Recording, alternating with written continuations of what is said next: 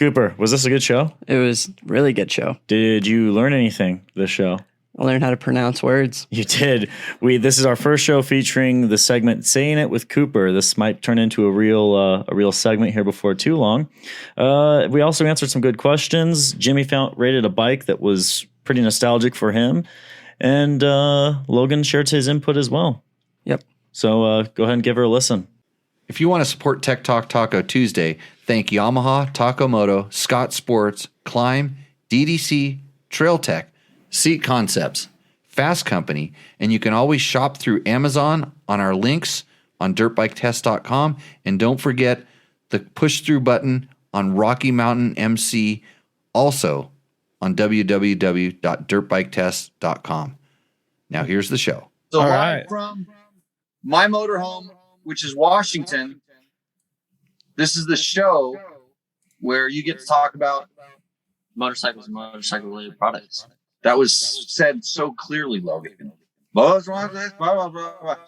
He's having a hard time talking because we've been driving together for 2 days now. Yeah.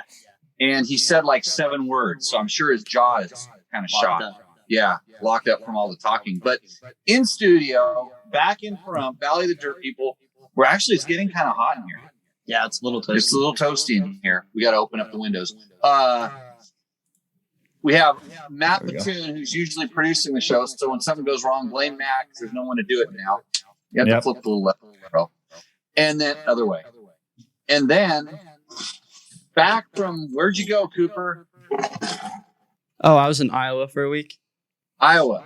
Did you wear your cowboy boots? Heck yeah. Did they like that there? They love me. Got good.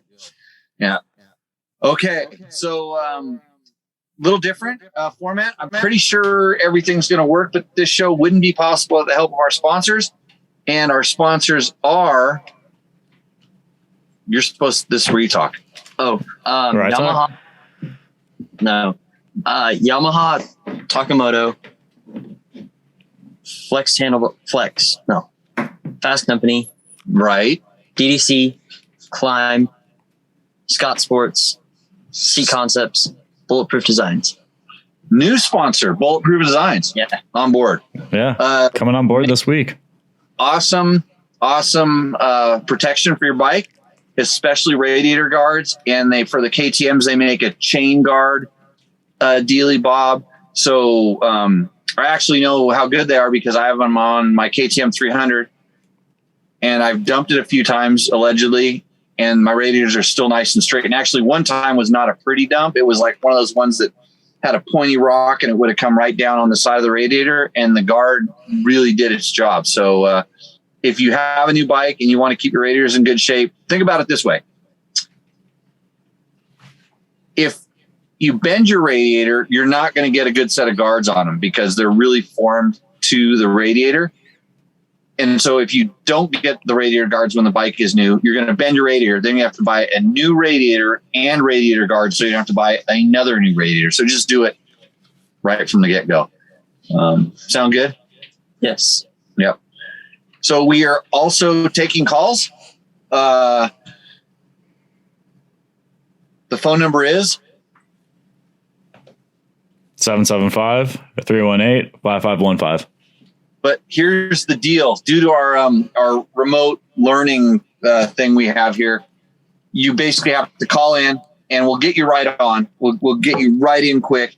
You just have to ask your question and then pretty much hang up on yourself and then go back to watching the show the old-fashioned way because you're not going to be able to hear what we're saying here due to some technical glitches that cannot be solved with our current level of technology. If that makes sense. We learned you can only send some audio sources so many ways before it doesn't work anymore. Are you going to you have the questions on your phone? How are you going to do your questions? On that screen right there or on the phone? I was planning on that one. Oh, okay. Planning on that one. Good. Then we won't watch our video at 4 seconds of delay. Hey, Yamaha is also coming on board to help us out with our riding schools, Matt. Do you know this? I did know this. I was aware, actually. Yeah. I saw a really pretty bike in the shop. Yeah, there's a pretty bike in the shop, and there's going to be another pretty bike showing up so we can shoot some of our more advanced classes. Yep. And I know a lot of that'll people have be- been looking forward to that. That'll be good. If you are looking to, basically, nobody likes to say they're a beginner or a new rider, but if you are and you want to be a better beginner or new rider or have a better stepping stone to moving up, jimmylewisoffroad.com/online courses, or just click on the online courses up in the top of the box. Use the code TechTalk22 is the code to save, as we like to say. You can save a little bit. Yeah. Tech Talk 22. And then, of course, Seat Concepts is back on board. And I'm pretty stoked because I'm going to be getting a seat for my KTM 390. I am, not you. Darn. Yeah. Because so Logan and I drove up here, but we are going to park this motorhome someplace after the Tour Tech Rally, hop on a couple of KTM 390s that are kitted out, like with everything known to man. And we're going to ride back to Nevada in a very haphazard way.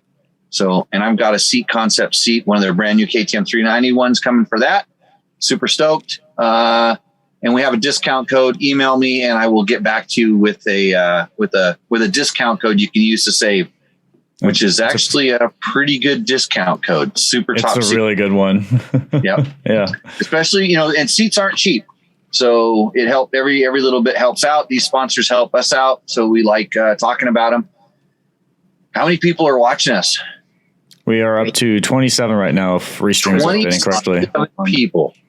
Yeah. That's good. Especially for a horrible show like this. We might want to open the YouTube. We'll blow up the whole internet. The lights are already blinking in this place, sucking the energy out of it. No, does it look like a strobe light in here? It does look like a little bit. We do have some rave. There's a moth rave in inside of one of the lights that's kind of snapping. But okay, so any news from the home front? Everything else good back there in the hot hell that's Valley of the Dirt people?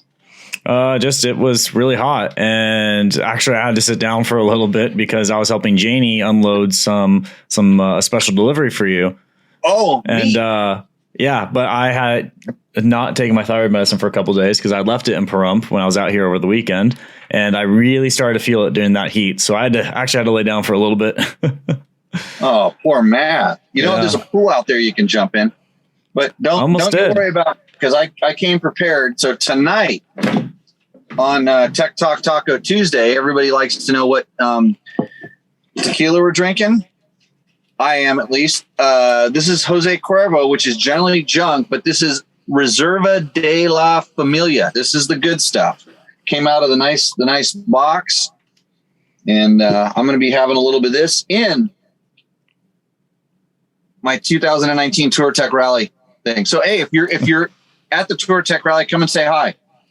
So that's important. We're teaching classes. That's why we're really up here. Yeah. Mm-hmm. Doing a little school. So I heard there was maybe mention of a little bit of a video of your and Logan's return trip.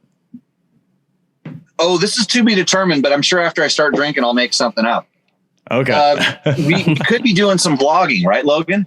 Could be. Logan, some of those 7 words that he said, I said, hey, Logan, let's do some videos. We got a couple of GoPros. Let's do some videos on the return trip. And he said, sweet. Yeah. Yeah. Just like that. No, you should do a vlog. I think it'd be good for the YouTubes. It's going to be Logan says sweet on the KTM 390. That's going to be the title of it. And it'll get thousands of views because people watch stuff like this on YouTube. I mean, they watch this show. Yeah. Right. So yeah, we'll give you an update by the end of the show. I'm pretty sure I'll have this all figured out. Here, I'll have it all figured out. Got it. Yeah, planning it live on the show. Okay. Hey, I see a question on the Facebook. Should I just have Logan read that one off? Well, we do have Cooper, and he's actually said less than Logan right now. Do we want him to read No, it? Okay. Logan's got it. Oh, Logan's got this question. All right, Bruce, Logan, you're up. Let's do Staber. Stauber. And it was Stauber. Bryce Stauber. Hey guys, how do you think the stock YZ250 expansion chamber would perform for trail riding / enduro, tossing up between an expensive aftermarket pipe or just running secondhand stock pipes because they are cheap and won't break my heart if I crush them. So, Bryce, sorry to call you Bruce, but if you're like Cooper, then you don't care if I just slaughter your name and call you Cletus all the time. We have stuff popping up on the screen. I got to close the chat down. Chat's down. There we go. How much? The question, Bryce, is how much do you notice when you get a ding in them? Okay, if you get a good ding, let's say one that would take a really good swing of a ball peen hammer to put in there. Something that you could like smash a half of a avocado into. That a good way? Is it? How much do you notice that ding? And if that ding is noticeable, then you might notice a difference between certain aftermarket pipes. That being said, you kind of have to know which one you want and what you're after, because they all kind of tune around a little bit. If you're smashing them quite a bit, and then, man, it's so bad when you get a couple $100 pipe. Oh, we just dropped for a second, didn't we? He went straight from the screening room to the host room. We'll get to Lee here for a second. Finish this question first.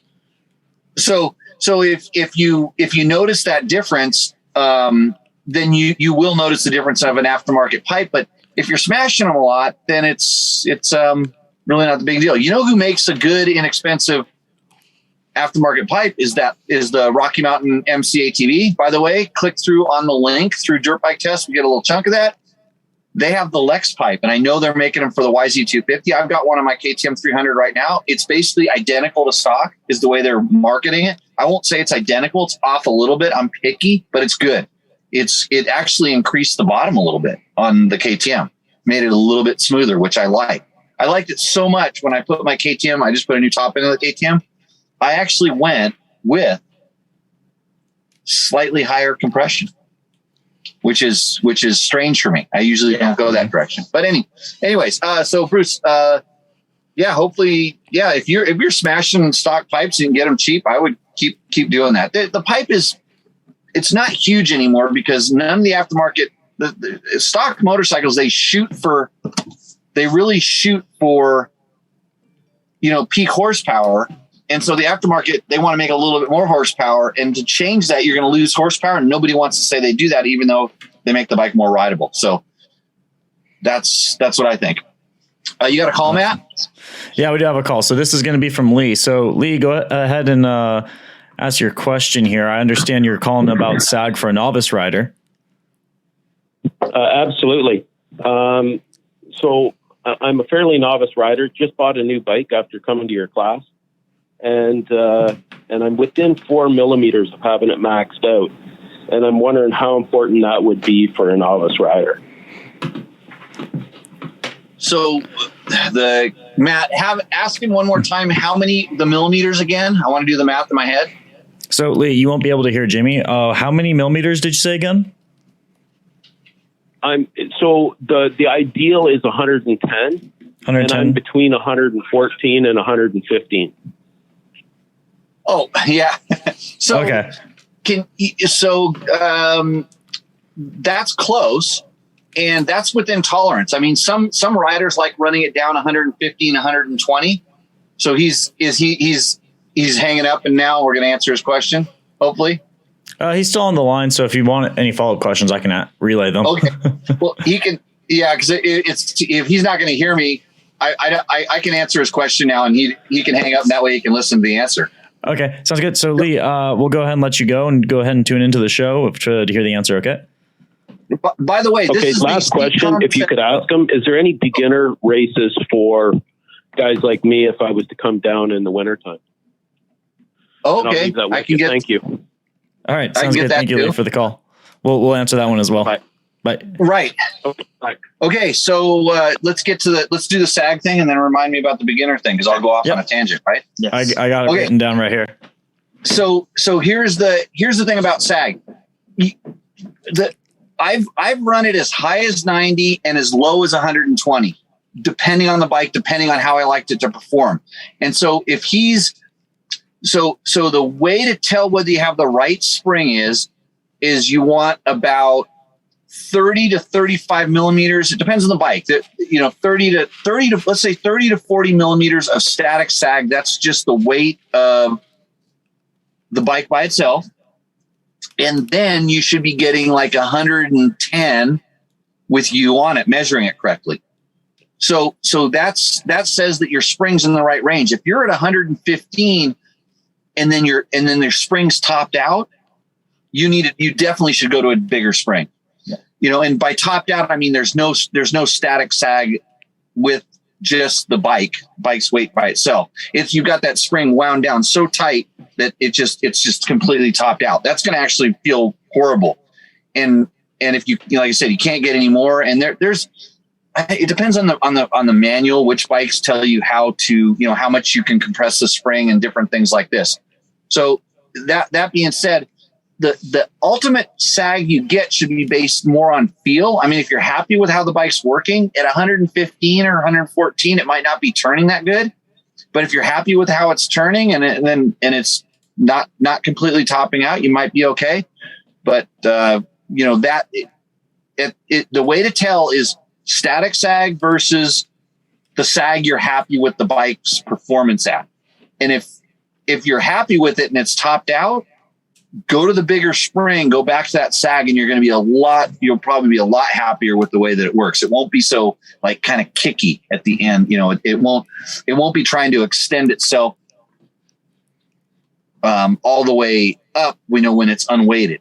When the bike comes unweighted, it doesn't go clank all the way to the top. It's a little freer. So, thanks for that call. And then the beginner races. About beginner races. Hey, any like usually motocross races all have beginner classes. All of the desert races have a beginner. Some of them even have first time. I know District 37 for a while had a first time class. So it was your first race. It was a kind of a pie plate, and I don't even think you had to buy a membership. You had to have AMA, but you didn't have to buy a district card. So just kind of check the website, and usually the websites, they have an email or a phone number. Give those guys a call and ask them, and they'll kind of guide you. I mean, the desert, especially the desert racing and stuff that we are familiar with, even the Grand Prix, like, man, what would be the best first time race to do would be an SRA Grand Prix at Glen Helen. That'd be super fun. And then they have a beginner class. You start in the last wave of whatever your age category or displacement is. And that'd be, and you're on the track at the same time as the fast guys, but they takes them a little while to pass you because it's a long track and you get to see everything. So there's all different kinds of options for that. Mm-hmm. So. Yeah. And then Bryce is saying, thanks, Jimmy. There's a company in Australia that makes stock pipe copies out of stainless that are really good price. Would this be a good idea? I know you were sus on stainless pipes in the past.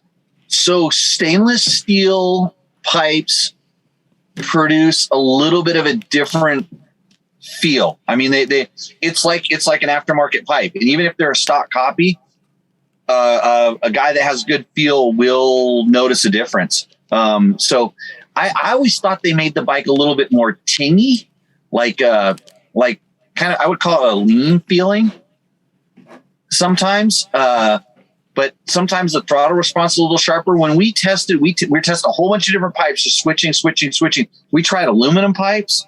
We tried stainless steel pipes, and you had to change the jetting for each of those. If you're changing jetting, I have no idea what a fuel injected bike would do, by the way. So, and Chris Reel, as usual, comes back and says SRA races in District 37 and District 36 races are fun. So double thumbs up on those. So Moran are probably fun too. I've never done a straight Moran race. They're kind of long. Or For a novice class, a first timer, you only do half of what everyone else does. So I can attest to that. When my first race was a Moran race, and I only had to do one lap when everyone else was doing like 2 or 3 laps. Yep. So a little bit easier on them. Yeah. They want it. They want you to see how it works, and they want you to come back. So that's all good. Mm-hmm.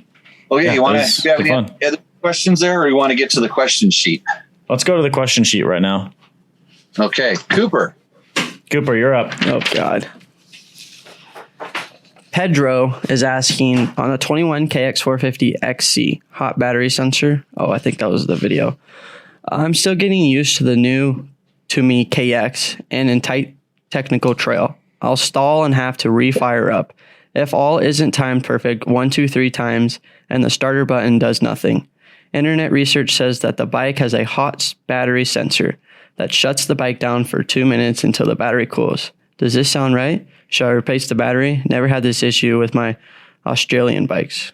Thanks. So I'll tell you that KTMs don't have this. And I know that Yamahas did. And I don't know whether it's in the battery itself or it's in someplace in the wiring of the bike. And every bike's a little bit different. I think on the Yamaha, it was actually in the battery. Do you remember your YZ250 ever doing that? Did you have a stock battery in it? Yeah. This was the KX. So yeah, I know this is a KX. So I have heard of this happening. I was going to call somebody, but I got so busy last week just trying to get Logan's bike all prepped that I didn't have a chance to make that call. So I could call and get that information specifically. But I don't have it for you right now. But if the easy thing to do would be replace, you don't have to replace the battery. You should maybe just borrow a battery, or you could actually just use, jumper cables off another battery. And if it keeps cranking past those 2 or 3 times, then because it's going to be pulling battery power from the other battery, then you know it's something in the battery. And generally, an aftermarket battery, let's say a Shawari or anti-gravity, or there's other companies as well. One of those that would be able to it might fix the problem. So Pedro, yeah, and Matt, did you ever have that happen on the 250F test bike by chance? No, we didn't have this issue. Did you ever stall it? I'm trying to remember which ones I did stall. It's specifically the KX. I don't remember if I actually ever stalled it. Because you're a really good rider and you have awesome clutch control, right? Really good balance too, as demonstrated in the videos you got of me the other day. I think those are on the video editing computer if you want to take a look. Maybe later. I got an early flight to catch tomorrow morning, so I'm kind of when the show goes down, I'm driving back to Vegas. Which means no Tech Talk next Tuesday. No Tech Talk next Tuesday. You're gonna have to spend your next Tuesday night following Logan's blog called Sweet KTM 390. Yep. I don't know how the hell we're gonna upload it and get it edited, but you know how to do that stuff on your phone, right? No. So Logan's gonna edit and upload these things on his phone while we're riding. I actually got a really good picture of him, like what he does while I drive. Oh, I think you should pull it up. Yeah. I have that one's all primed, ready to go if you want to show the people. Why don't we put it up there so we get it? Let's give everybody a good view of Logan. This one's gold. Providing really awesome, stimulating conversation while Jimmy slogs off 12-hour days behind the wheel. He looks like a camel. He's just doing doing his part here. There's beautiful scenery. We're driving by a lake, and I was like, literally, "Hey, Logan, look at the there's Logan." So when he gets a little quiet, we're just going to pull that photo up. Yeah, he was all good. Yeah, he had the seatbelt pillow going. Yeah, the whole 9 yards. If you're listening to this right now, we have a picture of Logan smashed out against the side of the window. Like, and you just see this. The only thing he didn't do was drool. He didn't drool. Was he snoring? No, he didn't snore. He just out cold. He couldn't. It wasn't until I actually pulled into the parking lot where we had to go to the store. I pulled in the parking lot and I was just like, I didn't really want to wake him up, but then I forgot to I forgot to take it out of gear, and I stalled the truck because it's got a manual clutch on it, and it basically smashed him up against the side of the thing. He might have a bruise on the side of his face. I'm not sure. Oh no. So, okay, next question. Well, we had some input from Bob here. He was saying the stainless steel 2-stroke pipe will actually resonate at a different frequency and change the power characteristics. Which way, he's not sure, but that is, he said it's a good question for Mitch Payton. Well, that would be a good question for Mitch Payton or any of the other pipe gurus that are out there. But that's exactly what I said. Yep. Okay. Next question. So Ben in the 150 XCW versus the Beta 200 is saying slower, tighter single track, difference in luggability in the mid range. How does the TPI build power compared to the carb through the mid range and power valve? Well, because it's a 200, you're always good thing you don't have the counter on Matt, because that would be just a little bit too much. Well, I can't reach my keyboard from where I'm sitting right now, so I say I saw somebody called us out on one of the social channels. The very first thing, and then they reminded me that I accidentally kept a thing on that I meant to turn off when we have Zoom calls. So right, we got rid of the echo really quick though. So a 200 is a 200, more torque, and has definitely the way it comes on the low end. It builds power, and you feel the power build. Where the 150, you have to use a little bit more RPMs. It's amazing how much torque the fuel injected bike has. But what I will tell you is the difference is if you roll the throttle on the 200, the bike will start accelerating. Where if you roll it on the 150, it'll just kind of keep going. It doesn't build. It really doesn't it just doesn't have the grunt to kind of accelerate much. Same. It's very similar to what the difference between a 250 and a 300. You roll on a 300, it starts accelerating and goes, where you roll on a 250 and they kind of hold a little bit in comparison. So, the same thing. If you had a 200 and a 250, the 250, when you rolled it on, would feel like it would accelerate. So, you can go to bigger throttle openings on the 150 without the bike bogging, but you'd be doing kind of some ridiculous stuff. Like it would not be normal, where any carbureted bike, you can kind of go past the point where it functions into the point where it just doesn't carburate any longer. And a fuel injected bike continues to provide a mixture. So hopefully that answers the question. And it's those two bikes, I think, they're kind of different. But let me tell you, Beta made a hell of a 200. That motor is insane, really good. Do you think you'll get another one? Actually, I'm getting a X trainer. Even though I have one in the garage, I can have one that we can go. We can destroy almost as much as Logan and his sister. I didn't break anything. You didn't break anything when you crashed. You broke yourself. You dented the pipe. I dented a pipe, and I got dirt into the throttle tube. Okay. That was it. My sister, on the other hand, has done way worse. Okay. Does the bike look? Oh, it's not even around anymore. It's at my cousin's. Okay. Yeah, we bring 3 of those things out and just go demolish Beta X trainers. Mm-hmm. Since yours is already there. Hey, Cooper, if you're nice to Erica, you can borrow hers, or Matt. That thing's showroom. Yeah. I've had fun pretty much anytime I've hopped on an X trainer, but I haven't had a whole lot of time on them. So no, but yeah, so we're not getting any other ones. Next question.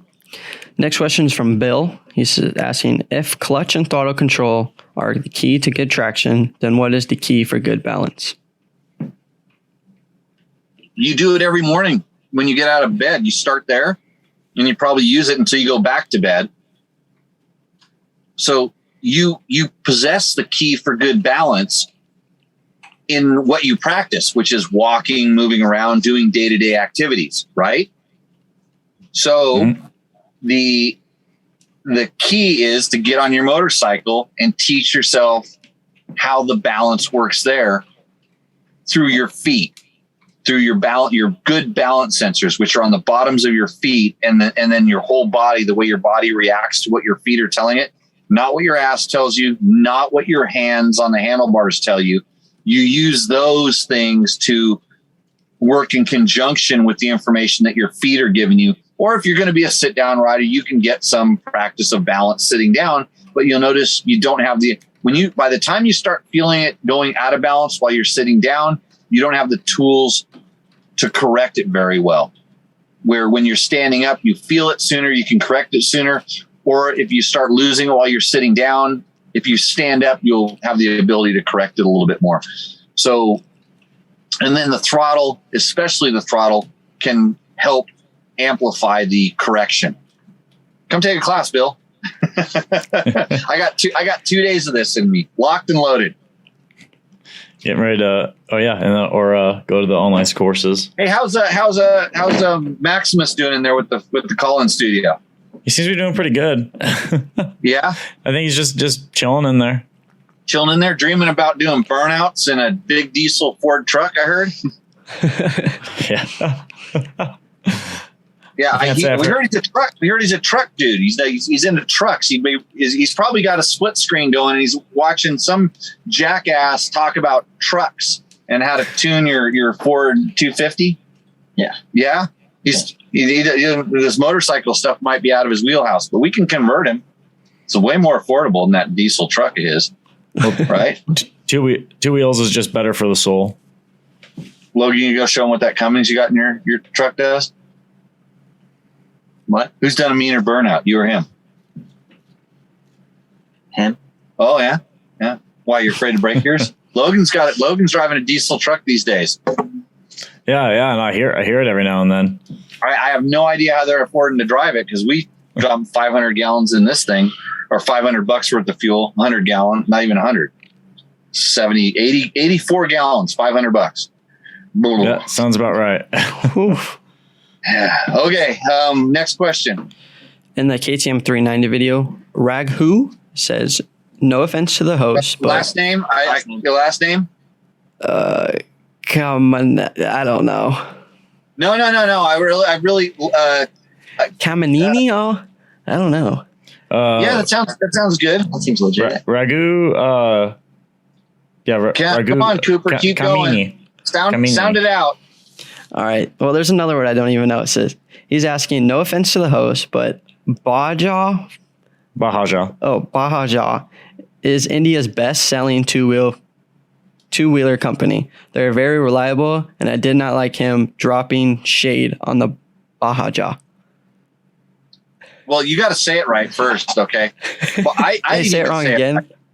So no, he should be offended by this, because if I were a better, we'll call it a reviewer. So he watched the KTM 390 video, and I did blatantly say I've been told how to say it. I should get Salvaraj, who's he's like a vice president at KTM, and really awesome guy, friend of mine. I should get him on the show because he's Indian. He came from India and went to Europe and worked for the Moto factory. So when I get to ride a Mako, and I've got a line in one, when I get to ride a Mako, I'll get Sal on the show, and then he can tell me everything I did wrong, including mispronounce the name. But I do know that they sell a lot of bikes in India, and their association with KTM is it's been really good for, I think, both companies.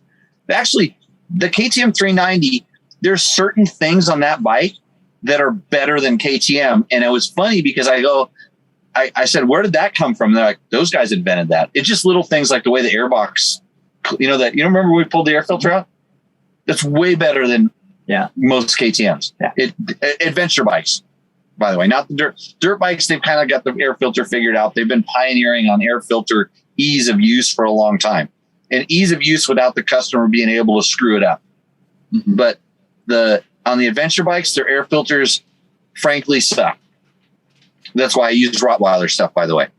But the KTM 390 is actually a really nice filter. Really well, you take the seat off, pull some screws off, and then it just clips in and clips out. Simple. But Raju Kamanini, sorry, buddy. I have a problem with pronouncing things. Not as bad as Cooper, though. How do you say that word? Baja? Baja. Baja? Baja. Bajaj. Baja. Baja. They don't really they don't really say the J's that well. I think they have probably a better there's probably a better way to say it. But so this is just leading up to this segment that we're going to have. It's called "Say It with Cooper." What? Do you know You this? told about this? No?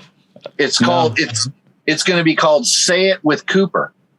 So we're going to have listeners like you out in the field. If you're watching or listening to this show, if you think you can find a really good word for Cooper to say, you need to email it to us, matt@jimlewisoffroad.com, or we'll call it a quick roulette, or what do you call it when it's a quick shot or something like that? You put it in the chat and we'll make Cooper say it. Do I get points if I get it right?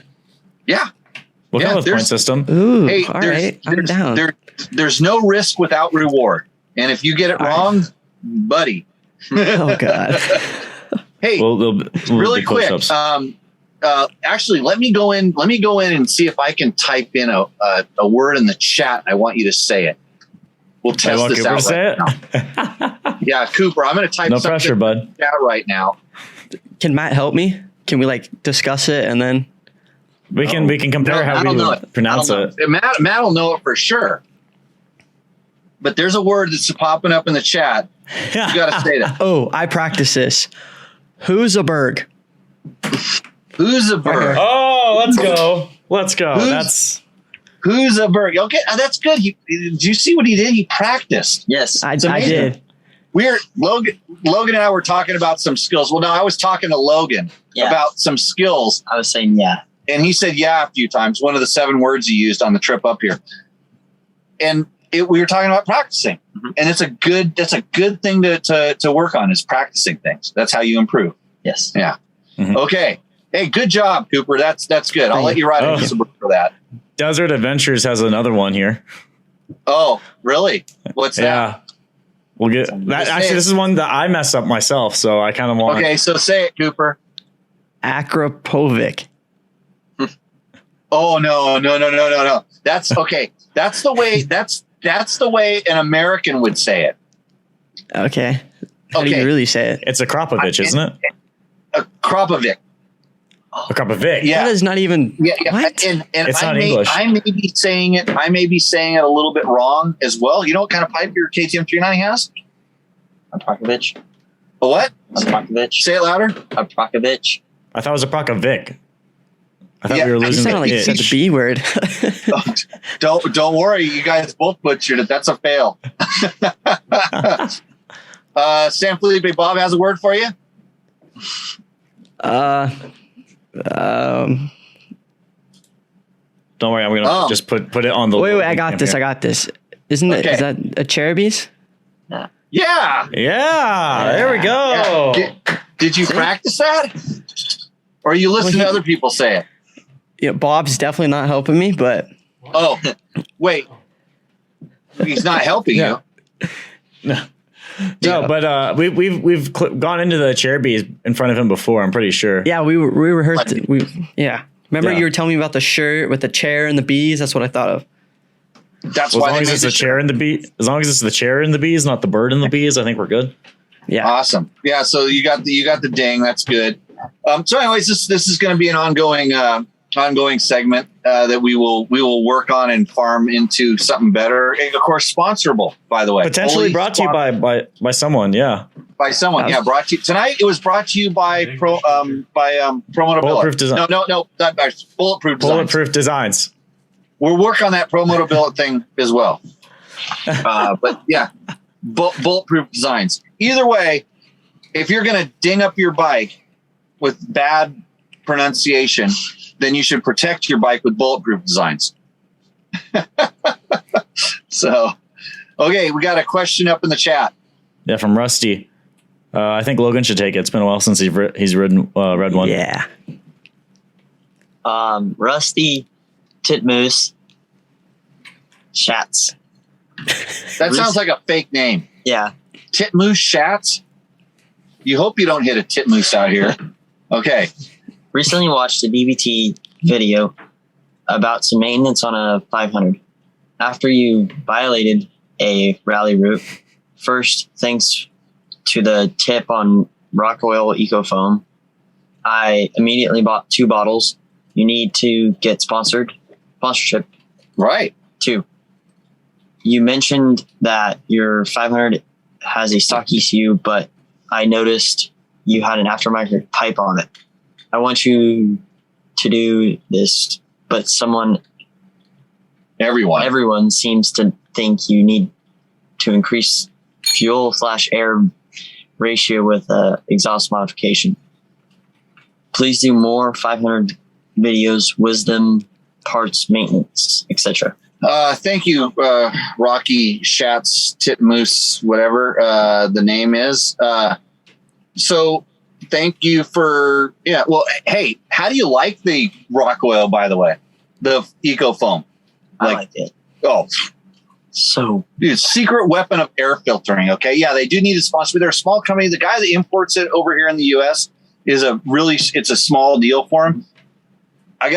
Matt, we gotta work out a thing. We got to work on a thing because I know we can get something rolling there. Just give me a contact and I'll reach him out. Right. Yeah. But so I don't know which video it was, and I violated, what did he say? A rally note? Mm-hmm. You validated a rally note. I'm saying it with Logan. Validated.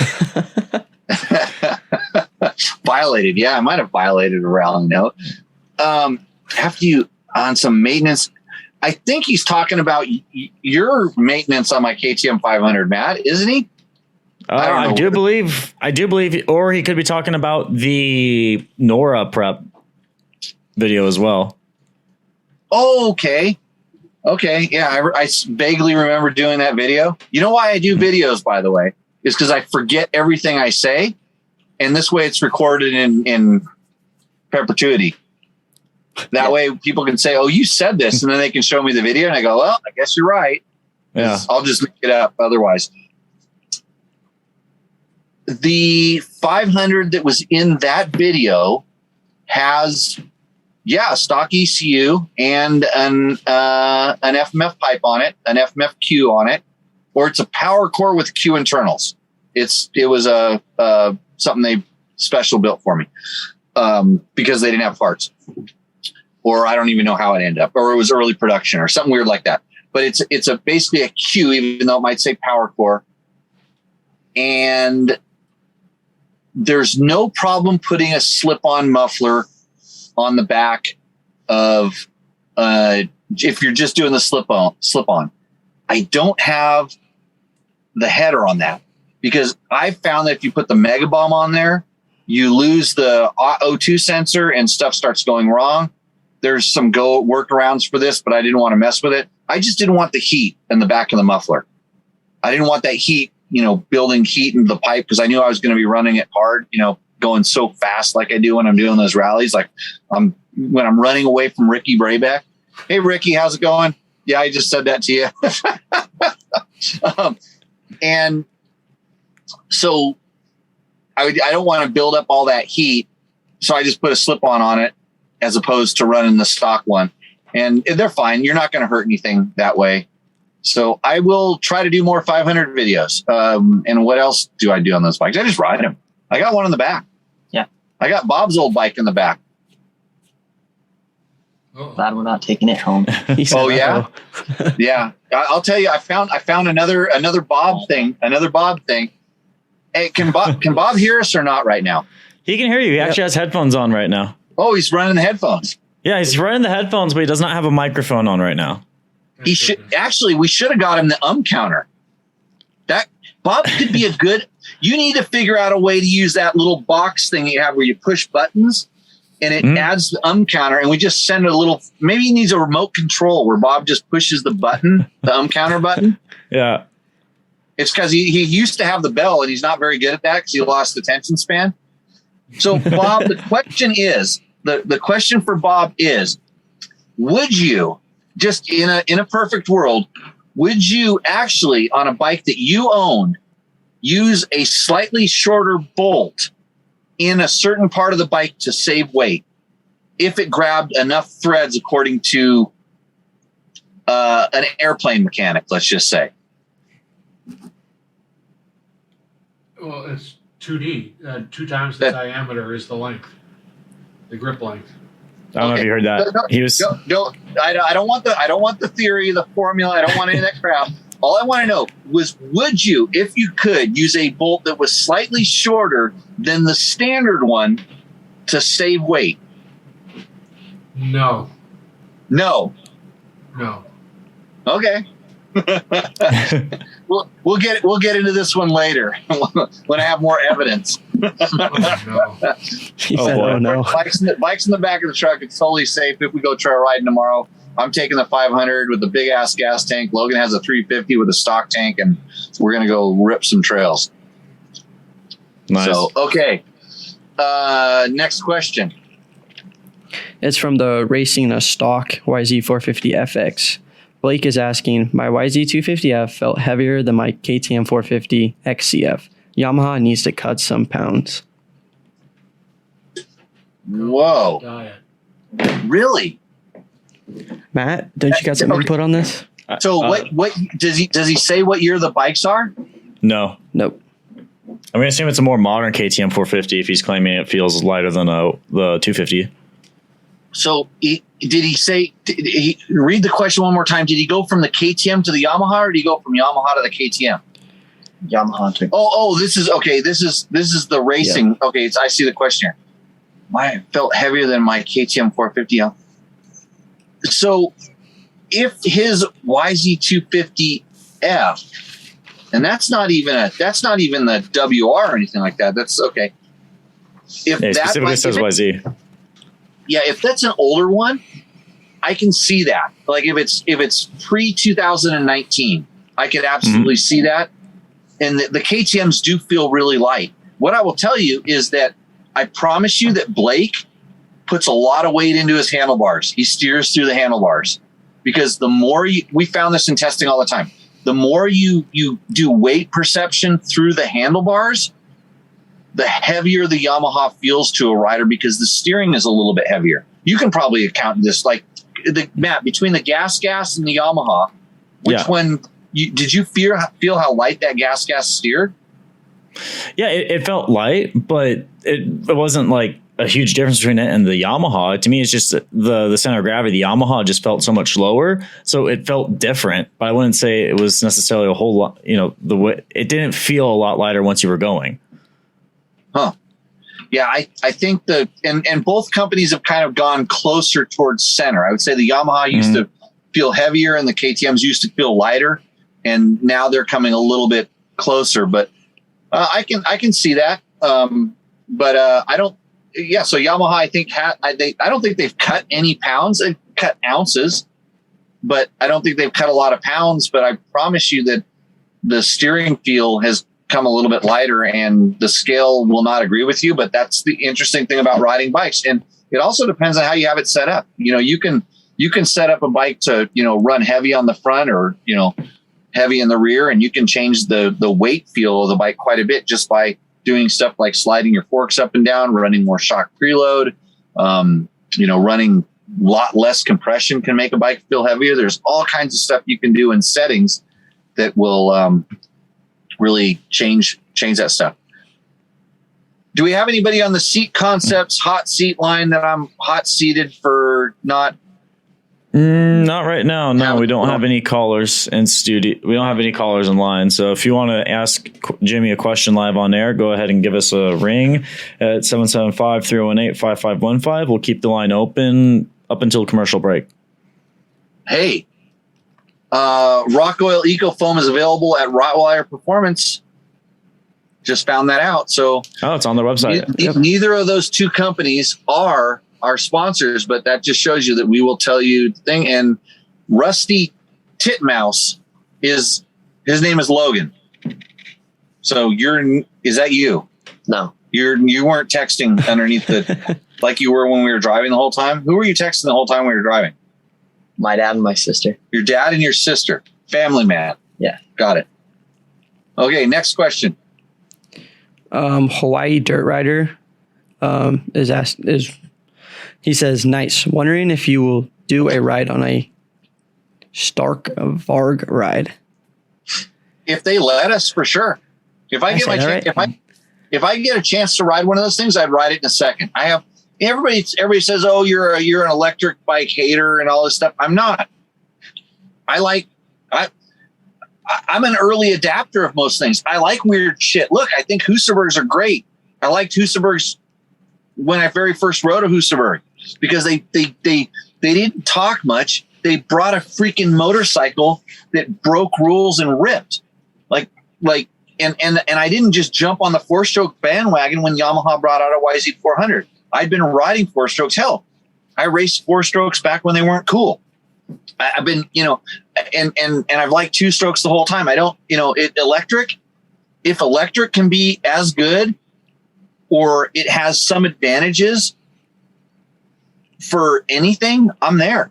But they came out with some bold ass claims, and I feel they overstepped their bounds with the claims because I know enough about the technology of batteries and controllers and charging. I'm not saying anything about the handling. I'm not saying anything about the weight. Batteries, controllers, and charging, because they can't fake the weight number. The weight number is the weight number. And they gave us the weight number. And it was a little bit high, but it was a lot lighter than what we had in previous. And it's not that bad. But that's a number they couldn't fake. 80 horsepower?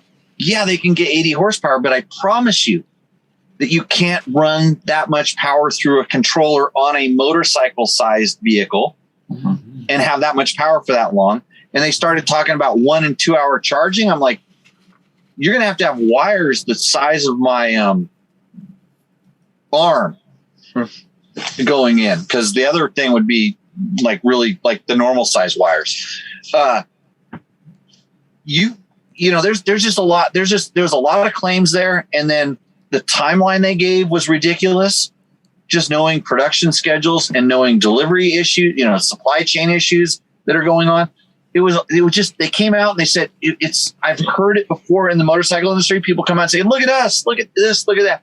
And they're looking for investor money. They're looking for, pizzazz startup. They're looking for people to send their money in. And great, because there's a lot of people that want the newest, the best. Every year when the one manufacturer comes out with a brand new 450, this year it's the KTM. KTM has the new 450.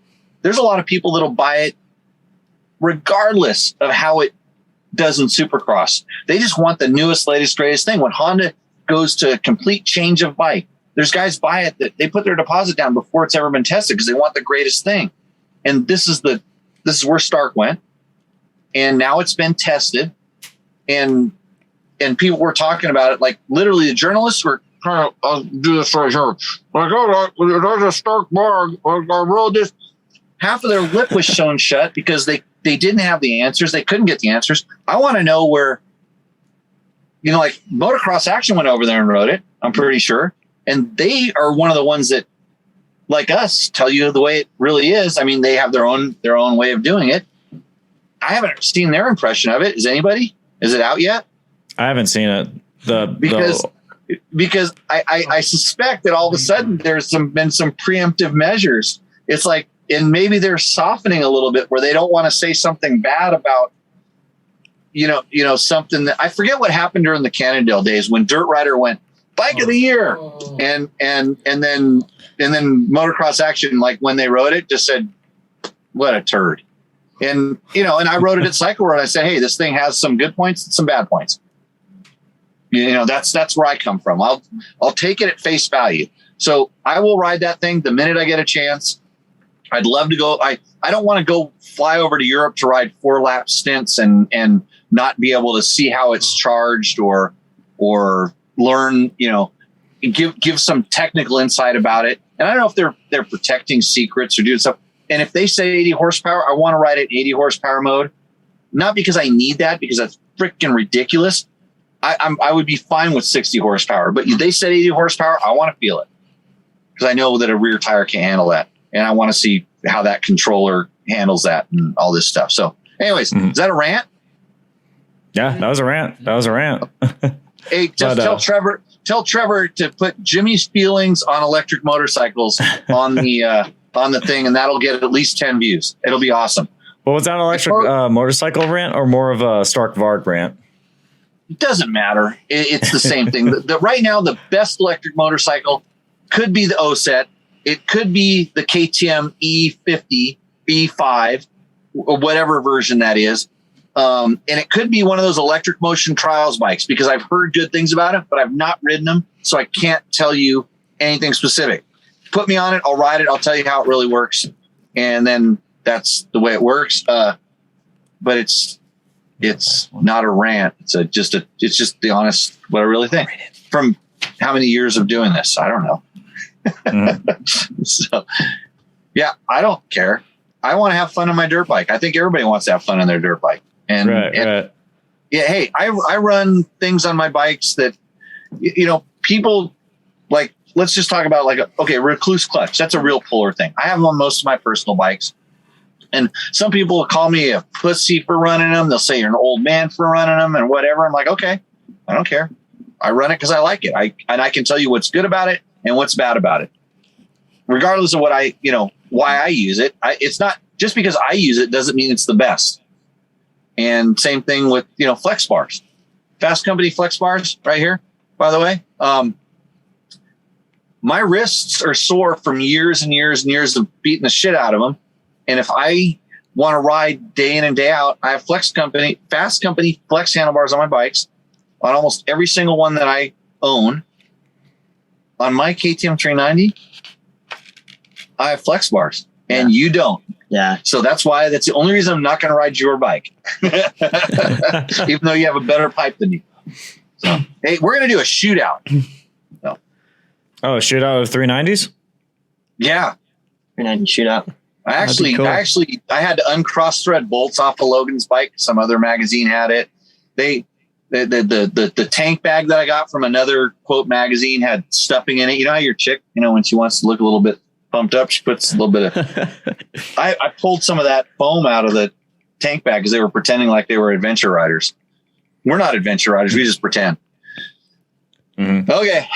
And by the way, if you're listening to that, I just put my hand under my shirt and made it look like I had a nice C cup. And I made sure it was on the screen for everyone to see. Good. Yeah. That's why those gem moments to watch this show. Exactly. So, hey, it just turned 8 o'clock. Does that mean we're supposed to go to commercials? I think we will go ahead and go to commercials, and then we will come back with Rooster Endo. I'm good. Are you gonna get my my what was it called? Oh yeah, my Stark rant on my Grinder account, because I think grinders like Starks. And with this Grinder. Wait, did you just ask what a Grinder was?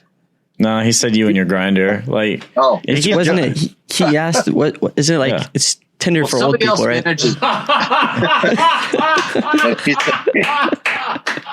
Well, with that, guys, I think it's time for commercial. Yeah, commercial break. All right, so we'll come back with Rooster Endo, and we got a couple more questions to get to as well. Phone lines, I will be shutting down the phone lines right now. So, all right.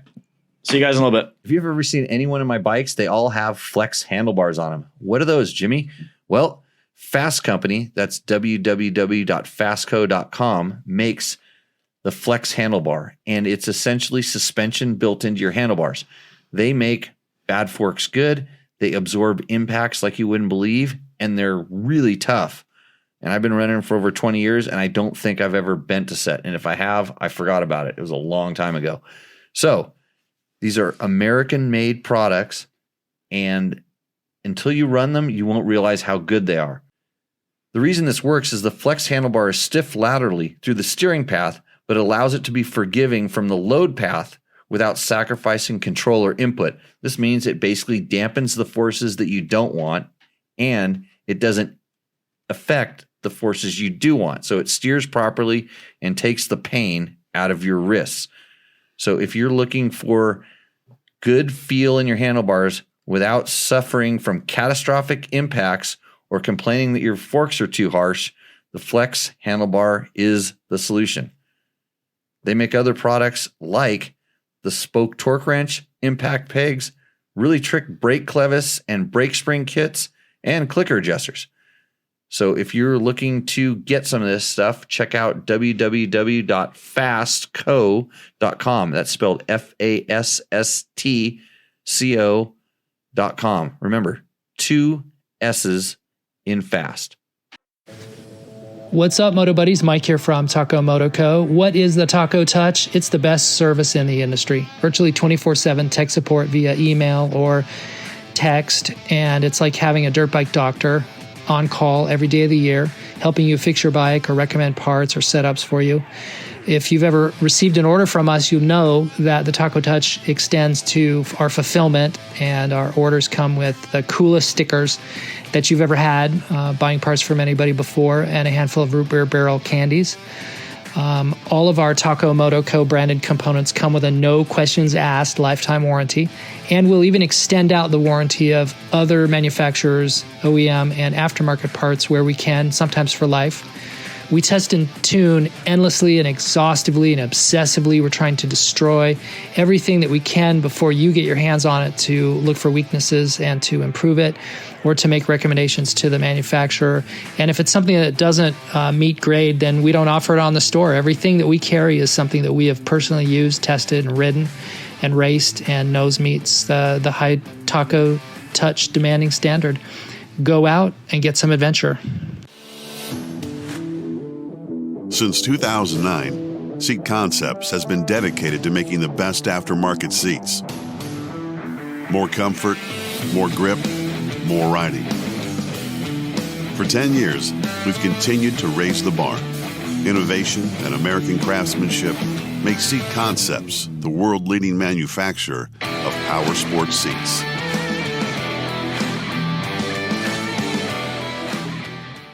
Kentucky, whereabouts? I didn't want to say why. Oh, we're back. Why? Yep, we're back live.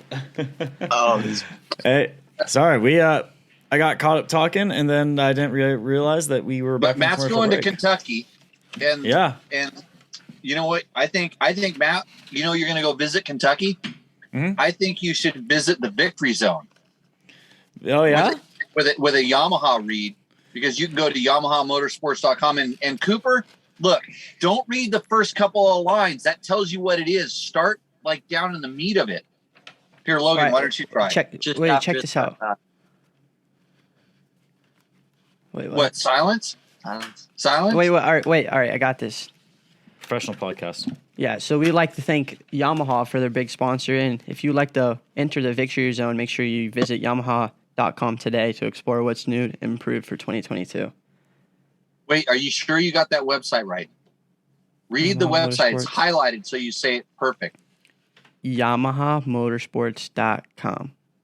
Yeah, not Yamaha.com, because I don't really want to see any pianos. I want to see YZ two-strokes ripping the loam. Kind of like what I do out in sand track when it's wet out there, and you were talking about wanting to go riding. We'd love to go riding with you, but you went on a little vacation, and you couldn't come out riding with us. And now you're back, and you're going to be all by your lonesome. Maybe you should go riding with Bob. Catch up to speed. There we go. You guys heard all of that? Yeah, they're able to hear everything we said. We're trolling you on this Zoom call. I don't know if you know this. Oh. So get to the part about, just talk about the Monster Energy graphics and the race colors. And All right. For the look of a full factory ride, both the YZ450F and YZ250F come in exclusive Monster Energy Yamaha Racing Edition graphics package. Hey, wait. We were talking about the YZ125 and YZ250 two-strokes. So you guys are on the four-stroke side and we're on the two-stroke side? We're rap, and you're yeah, we're dieseling it, and you guys are That's revving. okay. We're slow it down a little bit too. Okay. So you slow want me to down keep going with the four-stroke or the two-stroke? Which one would you want to ride? The two-stroke. You know what we can do? So you're just confused. going to have to wait. You're going to have to wait till we get back with anticipation watching Logan's vlog. but we'll take out a brand new 2022 YZ125 two-stroke with improved ergonomics, an all-new engine, With the choke updated on? suspension settings, new brakes. I'm doing this off the top of my head. And the only reason I know is because I rode one and they're awesome. So if you need to know about this, you need to visit YamahaMotorsports.com to ride a YZ two-stroke. But if you wanted to ride a YZ four-stroke, you can enjoy the enhanced power tuning capability of the industry's only free Yamaha power tuning app that you can just Wi-Fi from your phone to that YZ250 FX that's sitting in the garage right now when we go out there. So if it doesn't roost enough for you, kind of like the YZ125 would, you can throw a new map at it. So we always say throw a tune at that bitch like that. Then you can make that YZ250 FX roost, but it's got a big dent in the rim. Thanks, Trevor.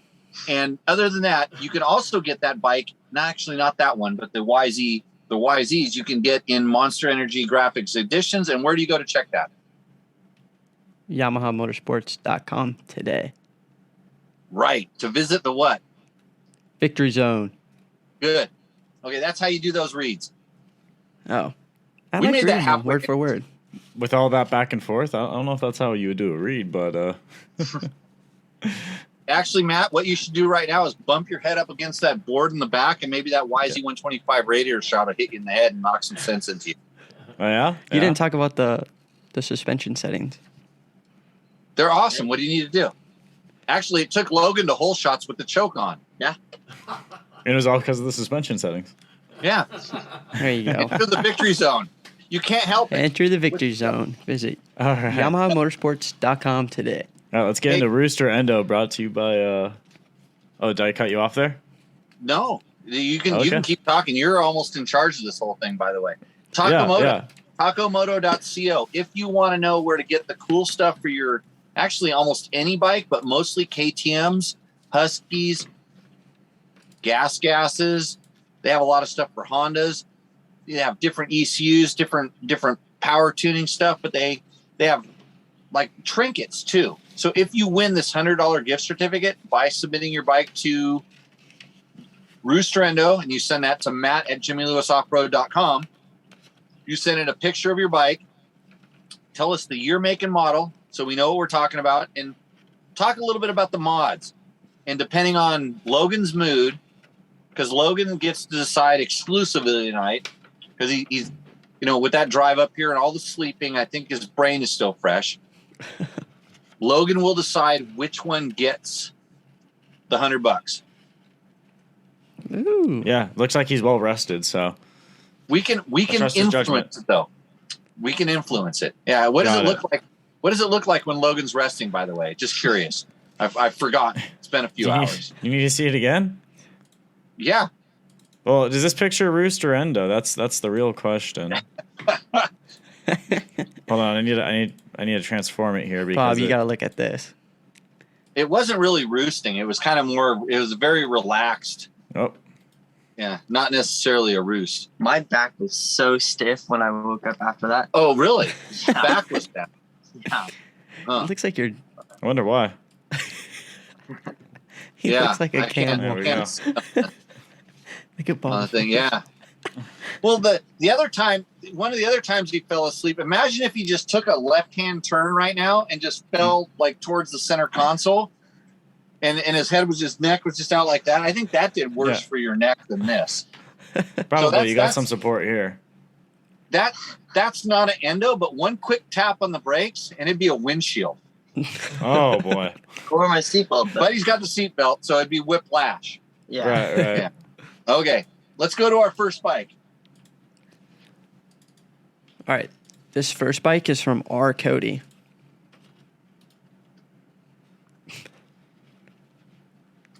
There we go. Okay, do you want to? Yep, it's got a Cherubies plastic kit with SKDA. What kind of bike is it? Hey, what Didn't kind of bike say. are we talking about? Did not say. Did not put it in. Let me know. Red flag. No. That's a. Okay, so we're just gonna guess which bike this is. If you go to the Facebook, you can see it. The Facebooks. Okay, go ahead. Keep going. Remember, this is a podcast. Oh, that one. That's a pretty looking bike. Yeah. It's got fastaway, exhaust, end cap. Oh no, here's the word I don't know.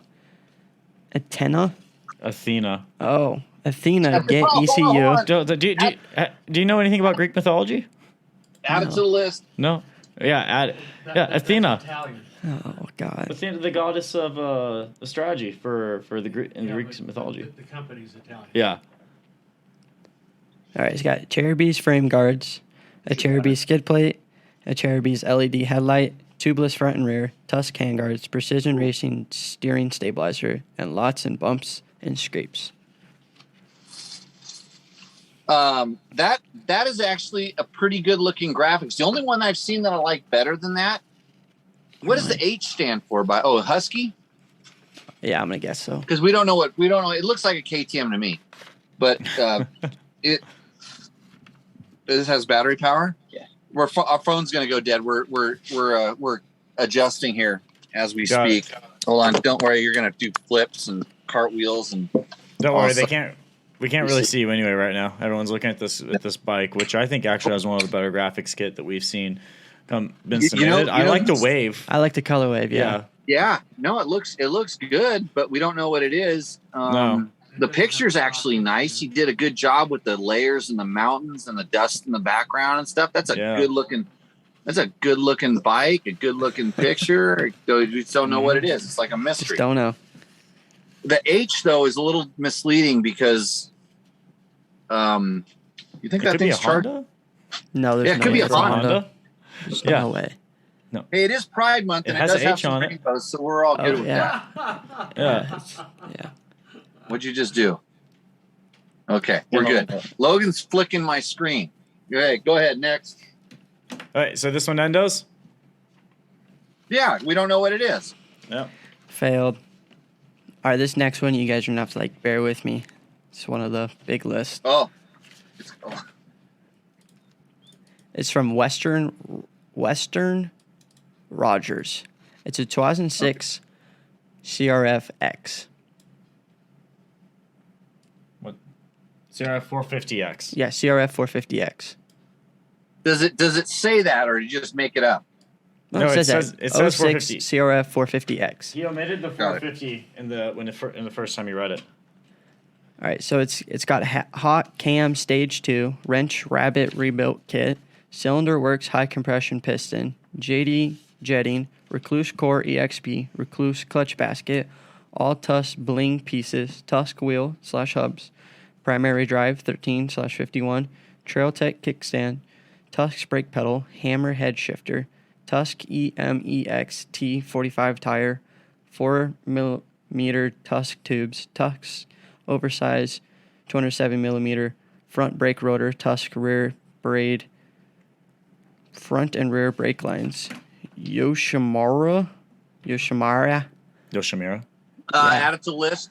RS2 full system, Tusk aluminum radiators, Tusk silicone radiator hoses, Cherubies skid plate, Cherubies front rotor guard, Zeta, hand guards, Zeta, Zeta came with the bike, IMS Pro Series pegs, IMS 3-gallon tank, attack graphics, Tusk grip seat cover, tugger strap, and a 2013 R front fender and number plate. So Jesus. basically, this bike has a stock frame and stock center cases, and then every other piece has been modified. Pretty much. Yeah. If he would have gone through the banner on Dirt Bike Test to Rocky Mountain MC, we could retire right now. Yeah. I'm pretty How sure much stuff? Yeah. we could totally retire. Is this bike for sale? Because that sounds like a list you would put on it if the bike was for sale. Nope, he said he got it 3 months ago and completely rebuilt the bike for a local D36 hair scrambles. It's got his name on it and everything. I don't think he's selling this thing anytime soon. Yeah. That he's done a sweet job with that bike. I'm pretty sure he's proud. I mean, everything's been replaced. It's like a brand new old bike. The only thing he didn't give us was the jetting he's running in the car. Right. Well, I think he's in the chat. Yep, there he goes. NorCal Enduro rider. My bike. NorCal. My bike. Yeah. that thing's gonna be a handful in the woods, but have a great time. Ricky Brabeck would totally approve of you riding that motorcycle. I'll tell you that from experience. And that I'm giving that a roost. What about you, Logan? Roost. It's a hell of a roost. Yeah, roost. Yeah. I think it's dope. I like that. All right, what's up next? This next one is Darren Saint. Darren St. Yves? Yeah. That's what we're going with. It's a 2020 CRF 125 FB. Whoa. What? Oh. I'm just saying, whoa, look at that. Is this our first CRF 125? Might be our second. It's got a ricochet. Oh no, we practiced Ricochet, yeah. Oh, off-road skid plate. Add to the list. Yeah, add to the list. Even, yeah, a ricochet. Yeah, got it. Oh my god. JFG Racing wrap-around handguards, AVS F2 levers, tugger straps front and rear, Tusk Recon tires, Pro Taper SE bars, ODI grips, BBR shift lever, and DRC wide foot pegs. Okay, I got a question on this one. So what we're looking at is a really clean looking CRF 125F. You have one of these, right, Logan? Yeah, and everything on that is everything I want for that. Was yours on the show? No. You haven't submitted yours yet. Okay, because you're disqualified because you're a co-host. Yeah. I have a question. Is that handguard or that handlebar bent up? I think it's just the way it's angled. Yeah, you got to protect the levers. Some iPhone wide angle lens or something like that. Not so, but they did follow the. I can't see the alignment. Like it looks really warped out. Like it's crashed. Well, there's the wraparound handguards, right? And I think the handguards are tilted. The handguards are twisted up. Yeah. Man, bent bars bug me so much, and so this is bugging me. I have a thing, and I'm not too stoked on the photo either. But they did just pressure wash it. And the thing is really shiny. Yeah, it's got some good. It all the stuff you want on it. Mm-hmm. Okay. You want that tugger straps? Why do you need tugger straps for that thing? No, you don't want that. What are you doing with your 125? I don't know about. How come I don't get invited? It's heavy. Yeah, they're skid plate and a rear tugger strap. Got it. What I want. Yeah. Yeah, I think I don't know. I think if the handlebars aren't bent, it roosts. But if they're bent, I'm actually almost more inclined to say that that's the winner because they need $100 for their damn handlebar. What did they say they had bars on it? Looks like Pro Tapers. Yep, Pro Taper SE bars. Yep, they put it in the list. Yep. So evidently they're not as good as Fasst Company Flex handlebars because Flex bars would not bend, and I have them on. I'm pretty sure both of my mini bikes. Both. Yeah, I know you have it on. Yeah, my TTR and my CRF or XR8, XR100 have Fasst Company Flex handlebars on there. That's a great modification for your bike, by the way. Mm-hmm. Okay, I'm going with Roost. Roost? Okay, I'm going to put it over here. This next bike looks cool. Yeah, I think this one is my early favorite. I didn't read the list for it though. What are we looking at? What do we got? So it's my current dual sport bike, a classic 1999 Husqvarna TE610. It's got CH Racing Ericsson Teatine tribute bike. What? Yeah, I'd probably butchered all of that. Tianen. Ericsson Tianen. Tianen, yep. Those guys were world champion world enduro riders. I've had the pleasure of meeting both those guys. I raced. Kerry Tianen gave me a beer once on the Dakar rally, and but yeah. So yeah, this is a certain vintage of Huskies. This particular bike. What year did he say it was? 1999. 99.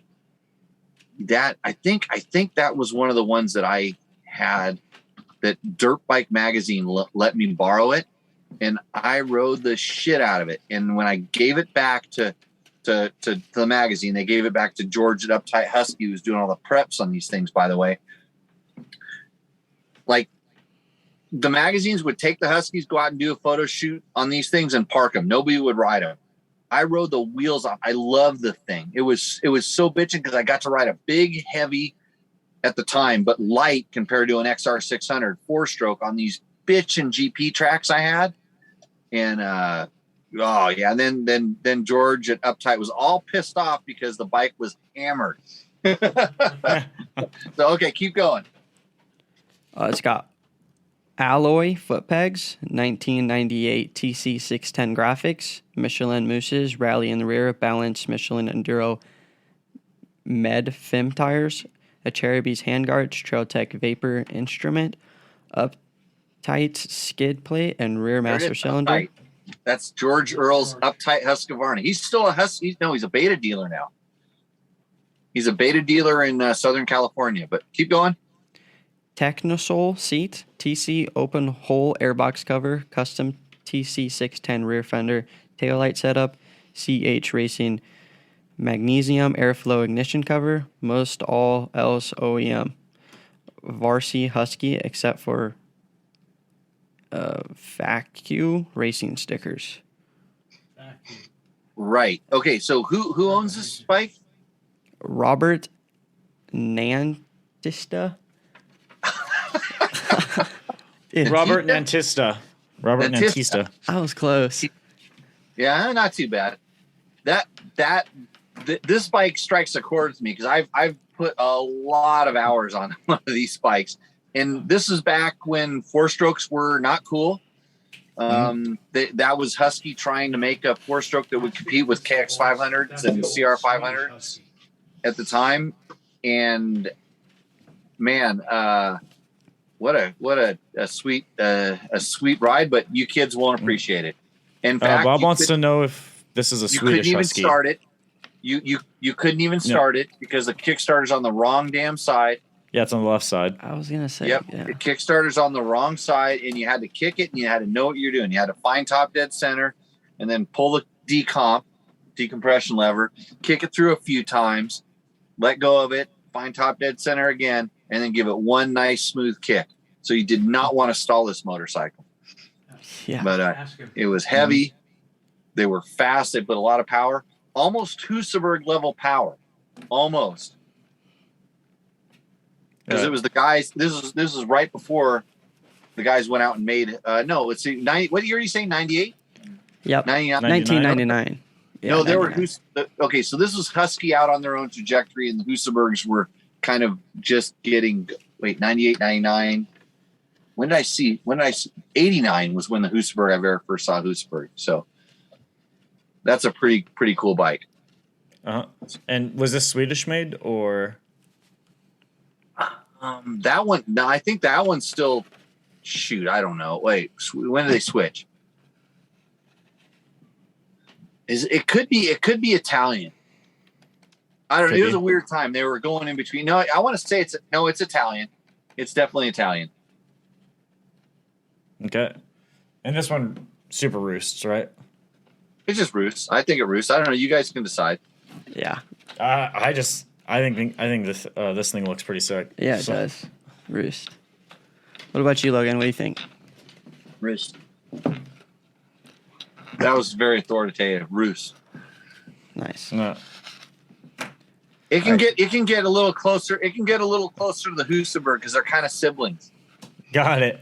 Also, NorCal Enduro Rider actually responded. So he said, Jimmy, it is a 45 pilot jet with a red needle. The clip's at the fourth position. It has a 165 main jet for that CRF. Yeah. This guy knows his stuff. Yeah. This next bike is from Michael Cox. It's a 2016 Husqvarna TE 300. Okay. It's got tubeless front and rear, Bridgestone M59 front, Kenda equal brim rear disc guard, rear tugger strap, FMF gnarly, FMF turbines core, 2.1, flex bars, Midwest, Mountain, easy, pull, clutch lever. Oh, shoot, we practice this. Kyra. Sycra. Oh, God. Full wrap, hand guards, giant loop bar bag, Enduro engineering radiator, braces and guards, Trail Tech high output stator, a Cherokee skid plate, various tusks, anodized parts. What year is this bike? 2016. That thing's well set up and it's still doing duty, considering, I have a lot of older bikes and he has some good stuff. I'm not a big fan of those the levers he's running. It's funny because I saw someone that was looking for those what is it, Rocky Mountain Engineering, is that what it was called? It's the Midwest Mountain Easy. Midwest like Mountain thick ones, Midwest Mountain Engineering. Yeah. I saw some guy that was like he wanted them really bad, but he didn't want to pay the full price because they're expensive. Yeah. And I'm thinking, I have a couple of those someplace because I tested them. I took them right off because it just they don't fit my fingers. Okay, so here's a product that really does something different. If you have an issue with the clutch pull, the front brake feel, these things will change it in a way that I don't like. But that doesn't mean it's good or bad. They just don't work for me. And I saw this guy's post. I'm like, I should just send him these things because I won't use them again. But and again, here's a guy that's put them on his bike and he likes it. And this bike's still doing some stuff. And that's a beautiful picture. I think we're going to go riding there tomorrow. Want to go riding there tomorrow? Awesome. There might be snow there though, right now tomorrow. But yeah, that's where we're at. It's kind of green. Mm-hmm. Like there's a lot of green. It's strange. No dust. Well, the cows make dust when they drag their feet. But I think this one, Roos. Okay. I'll put her on there. What is it? Anybody else have a vote?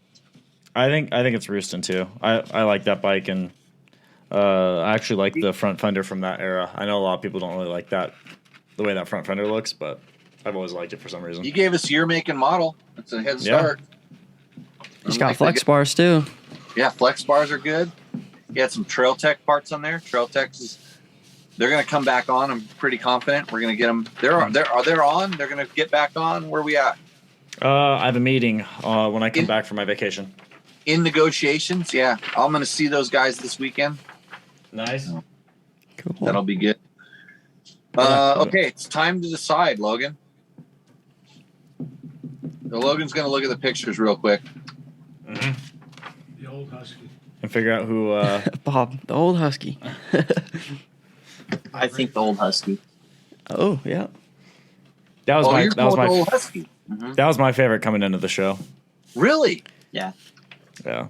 What that one? It's very unique. Not everything. But he's in the chat, right? That was Robert. Oh, wait, the CRF. Ooh. Oh, the CRF guy is in the chat. That's the... He's in the chat. That is... I don't want to sway That's your Western opinion. Rogers. I can just disqualify Logan right now. I mean, Overrule no, I can't. Be in charge. But you like the old... I like the old... You know what? Logan called it. It's you know what? Oh, man. We should almost tell Taco Mike he has to give out 2 this week. Can Western even put anything else on his bike, though? Yeah, that's the thing. I know. There's okay. You know what? I agree. That's what Logan just said. All I see that he can put on there. Here, shut up. Let me speak for you. Don't you talk. Don't even get used to talking, okay? You keep telling him to talk, and then he tries to talk, and you shut him down. Shut up. Had enough of that talking stuff. Getting mixed signals here. What were you going to say? All I see him buying is a big front disc guard.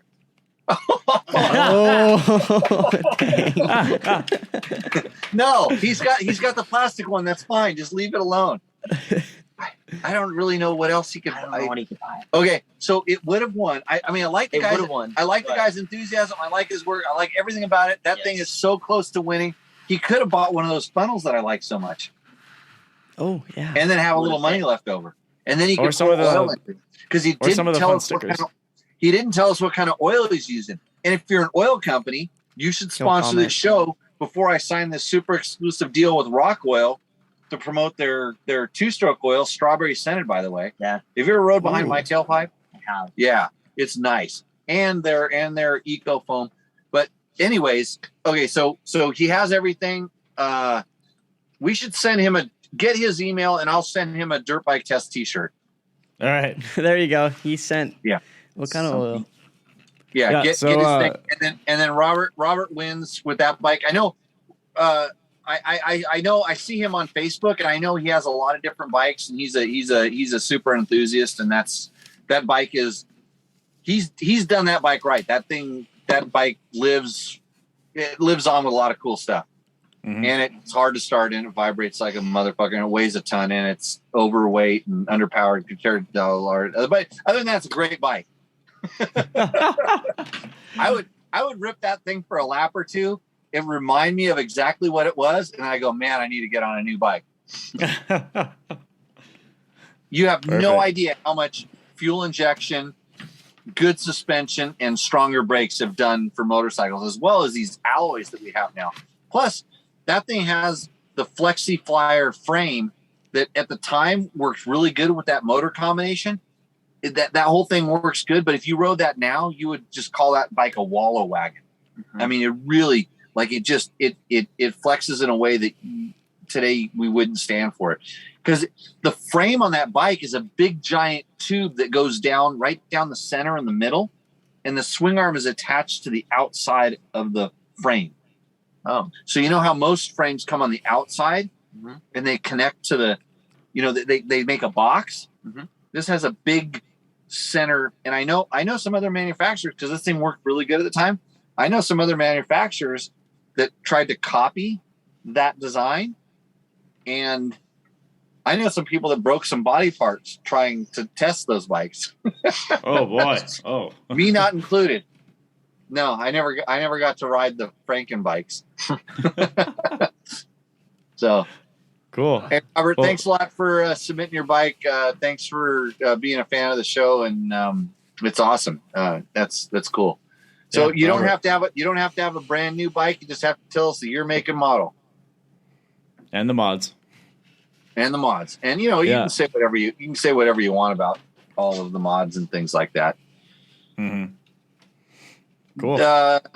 So we do have another question. Craig Alberts says there are no nice C cups. He's talking about notes and music, right? No, he's talking about when you put your shirt up. I think he's talking about the silly pint cups. Oh, yeah. Silicone. Yeah, right. Yeah. Well, the C, C, and then cup. So I think this is nice. C, like silicone. You spell it with a C, right, Cooper? Yeah. There's a C in silicone, so. Yeah, because that's how you spell cone. Yeah. Cone, right. Good. Do you have any other questions popping up in your chats over there? Because you guys have better chats than we do. I didn't see any pop up. We do have one more on the sheet, though. That I personally was actually interested in hearing about as well. So, Cooper. All right. So this is from Todd Kelly. Is it Christini?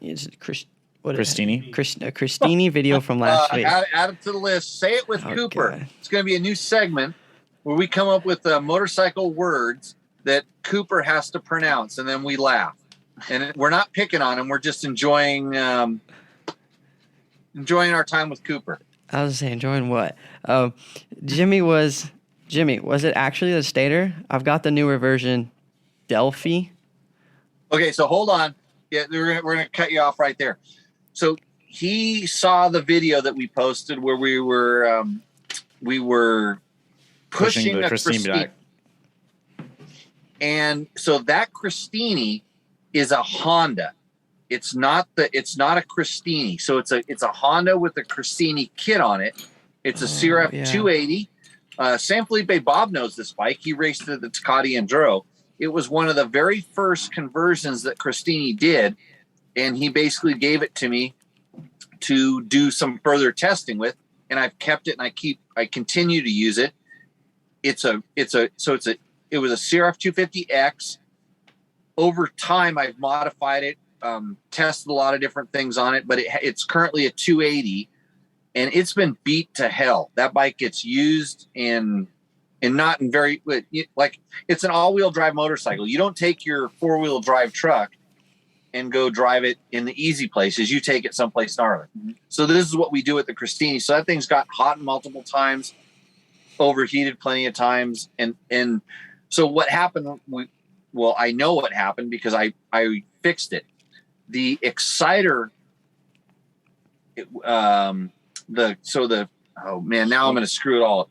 It's the winding on the coil that powers the exciter, and that probably broke. So I just put another stator in because the Honda, they're all one piece. You can't replace the. But it wasn't the pickup; it was the actually exciter coil. Probably went bad from getting hot or just time. I mean, that bike has a lot of time on it. I just swapped out an ignition coil and it's all good and it runs. So keep going. So he's talking about the Christini, which we had for a while. And I want to know his question. So he said, I've never got the newer version, the Delphi. I don't know if I said that right. Delphi. Yeah, that's Delphi, good. Close enough. Of the fuel injected on my, I forgot. Christina. Christina. Yeah, so Christina. It may not be placeable, but I had a really similar situation where I was really hard on the bike, hot scenario, and the bike suddenly quit. I found the ignition coil literally cooked and had split open, essentially shorting. I replaced it, flipped it around in the mount to get it further away from the header, and wrapped reflective tape around it. I haven't had any issues since. Whoa, hold on. So the ignition coil literally cooked and split open. Yep. Okay. Mm-hmm. So he's talking about the coil up, the one that's, so he's not talking about the stator, which is inside the side cover. He's talking about the ignition coil that's mounted externally that the spark plug wire lead comes off of. Wow. That's gnarly. I didn't know that it was that close to the header. Flipped around the mount to get it further from the header. Yeah, that sounds like something that could happen with. So the Christini is a bike built by I think it's built by a company called Asia Wing, which makes kind of sort of knockoff versions of a lot of different brands, including Hondas. And there was SSRs and a couple other bikes. There was hodgepodge of, like, you looked at it and go, that looks so familiar. And it was like a Yamaha engine with a a Suzuki frame. It was just these weird things. But the Christini all-wheel drive bike is kind of based off of a CRF 450X or R motor and chassis platform with their drive components built into it. We had one of these. I actually sent it back not too long ago, and the bike was just out at Moab at a military expo. So still running. And this is the kind of thing that would probably never happen on a Honda or a Yamaha or a KTM, but would happen on one of these sort of Chinese built bikes. And I remember, I'm trying to remember because I've never had a problem with the coil. We changed ignitions. We were trying some different fuel injection ignitions and different systems. So I don't know which one exactly he has, but yeah, it sounds like it could happen. I'm glad he kind of sourced that out, but I don't think that the man, that would be really hard on the bike to get it that hot for it to, because there, if you have, let's say, half an inch, mm-hmm. Something like, 15 millimeters of air gap between a header and a part that's supposed to be kind of hardened. I couldn't see that much heat getting into it and breaking it, but oh well. Glad it works. So he has the newer Delphi fuel injection, but it's not that bike was an old carbureted CRF 250X. So they're not the same, but that's one thing. And Matt was there. Matt mm-hmm. knows I was going up a big hill climb, just sending it up a hill climb. The bike was pinned, and then it just went boop, like I hit the kill button. Yeah. Yeah. Well, it sounded like you ran out of gas too. Well, at least when we got going again, it felt like I ran out of gas. but running out of gas, usually like you lose power. You like Yeah. No, it doesn't just stop. And this thing just stopped because it was going full send and it just shut down, but it didn't make any clanking or mechanical noises. And so you think about it. So here's where my head goes. Okay, it stopped. Something's wrong. That's number one. And then I go, well, what was it? Did it lose power? Did it grind? Did it whatever? And it was like, no, it just stopped. And that just to me says electrical. I've had a bike, especially with fuel injected bikes. Now I've had them run out very quickly, but typically they tend to give you some notice beforehand. Mm-hmm. And I was thinking to myself, hey, was that hill so steep that somehow the fuel wasn't picking up anymore? But it's still, they tend to, especially on a carbureted bike, they tend to run out. So the second thing was, okay, what did I mess with? What was the last thing I worked on? I'm like, I haven't touched this bike. I haven't done anything to it. I did put some fuel conditioner in it because it had been sitting for a little while and I was in the whole time. But then, you're cranking. It's cranking over. Everything's good. It's spinning freely. I pushed on the Kickstarter. It's spinning freely. Like nothing happened to the motor. And if it shuts off like that at that RPM, which is wide open, and something goes wrong in the motor, you usually feel it. It makes some grinding noises. But yeah, it was just electrical. And then the fact that it started up after we got it, we spent some time pushing out over to this little road, hooked the tow strap up. And I said, I'm just going to try to start it one more time. It started up. I'm like, ignition straight away. And then I went deeper in.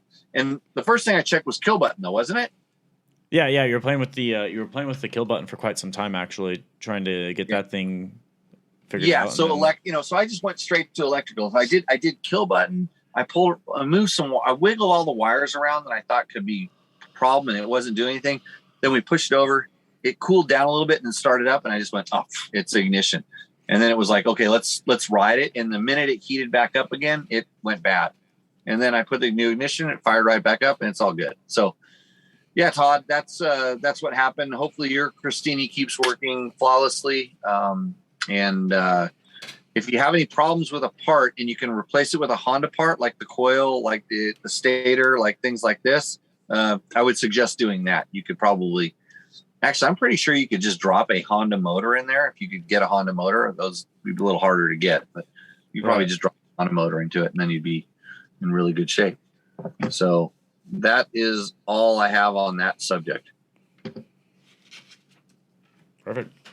Have we scared everybody away? Have we closed the show down? No, we're good. We just had a chat question come in from Richard Cody, actually. He said, just installed my first Moose. Is it normal for there to be a little bit of a sidewall bulge where the rim lock sits? Also, my bike with the colorful graphics kit is a 2020 FE 501S. A little late on that. You should not have. Okay, so is the bulge on the sidewall? Here's the question, so he can answer this. Is the bulge on the sidewall? Does it look like the bead is not sitting properly and the bead is lifted up? Or does it look like somebody added a little extra knuckle into the sidewall and the sidewall is trying to push out from the otherwise smooth side of the sidewall? This is the question. And the reason I'm asking is the number one problem that people have with Mooses is when they install them, they're not doing it properly and they break the bead. And if the bead is broken, it's going to be the distance between the rim and the lip of the bead of the tire is going to kind of bulge or lift up there and then maybe push out as well. Because you imagine the inside of the tire, there's wires that are around the bead of the tire. And those wires are what give it the strength to stay on the rim. And if you break even one of them, they'll all kind of loosen up a little bit inside of that rubber. And it's going to allow the bead to kind of stretch or pop out. And that could be a real catastrophic problem. We see a lot of failures. I mean, basically it's going to finally pop off the rim. At the rim lock, if you somehow have not got the rim lock down and seated all the way and the rim lock's up and it's forcing the the tire over on the other, the mousse in the inside of the tire, and it's causing it to bulge, I would think equally feel on the other side of the tire a soft spot, because basically it's pushed the rim lock is not seated down all the way.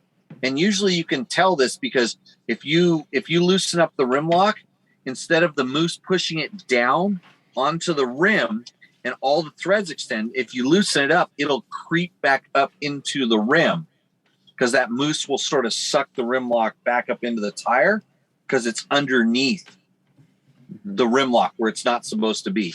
So hopefully he can look at those two things. If you're having a problem with rim lock and mousse, if the rim lock is on top of the mousse or on the side of the mousse, it's going to want to pull back up into the tire. If it's correctly seated, then it's going to push the threads all the way out. And if you push it up, it's going to come right back down. It's not going to be like kind of springy in an up and down direction. And then there's, like I said earlier, the issue with breaking the bead, breaking the wire inside the tire. And that could happen anywhere on the rim.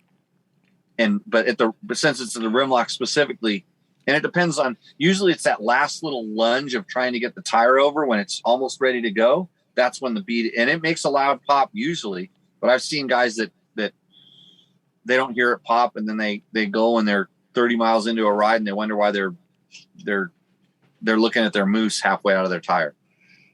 So does he have was he able to respond to that, or did he hear that? Yeah, he said he's got a knuckle pushing out. It's very slight.